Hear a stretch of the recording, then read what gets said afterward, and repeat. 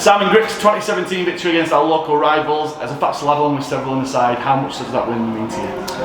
A lot, yeah. I think probably my best win as a coach so far. Circumstances thrown in and around it.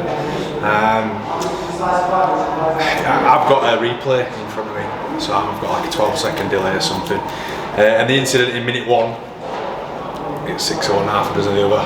Unfortunately, I think the referee's under pump a little bit at a minute to cut out obviously the bit of niggle in the game and that. So I can understand why it happens, but I think when they look at it again, they might think a little bit differently.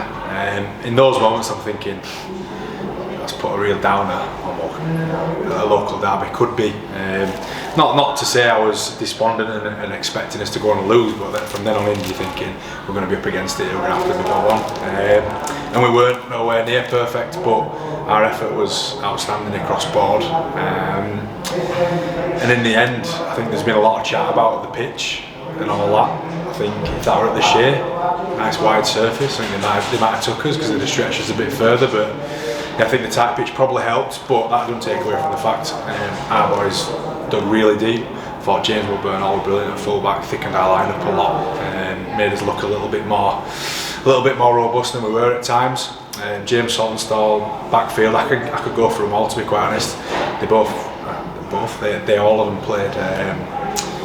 They played like a team that wanted to win, didn't they? Regardless of circumstances, they didn't behave like victims. They got on with it. I know you don't prepare to run with 12 against 13.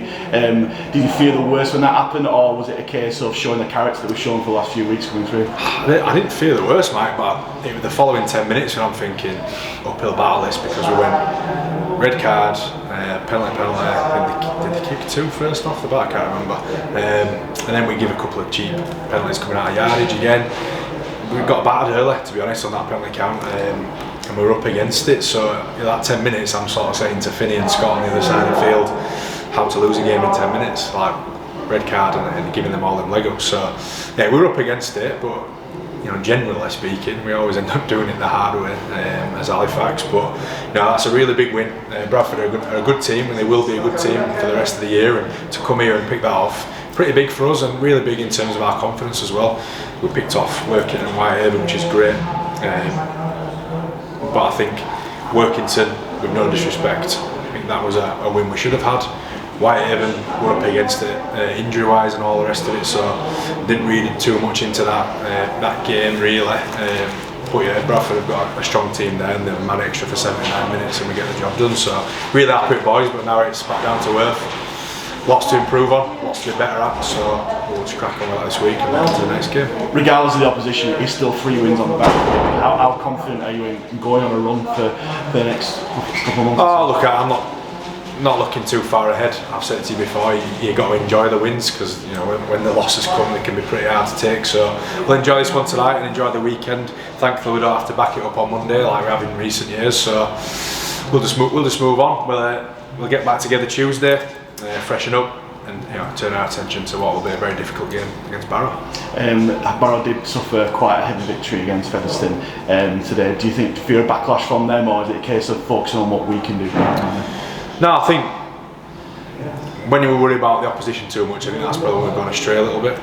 So yeah, we'll keep trying to improve in the areas we need to improve. I mean, at the end of the game, we're trying to score, but I think there's 5 times we get tackled on the 5th tackle, whereas I felt probably 10 minutes prior to that, in those situations, if we just got the ball in the in goal as opposed to the high kick or running the ball at last tackle, I felt that Bradford were going to fall over sooner. We posted some points earlier, so there's an area there for us to work on. But generally, as I say, we'll just enjoy this one. Lads will enjoy the beer in change rooms and that, and it is a really big win. Talk about enjoying. There was a large travelling support from the Blue and White Army. How much does that support mean on a night like tonight? Nice. I'm happy they're here to witness it, to be honest, because obviously sat at home following it on Twitter, minute 1, Bob Fairbank goes off. A lot of people are probably just phone in the pocket and never bothered.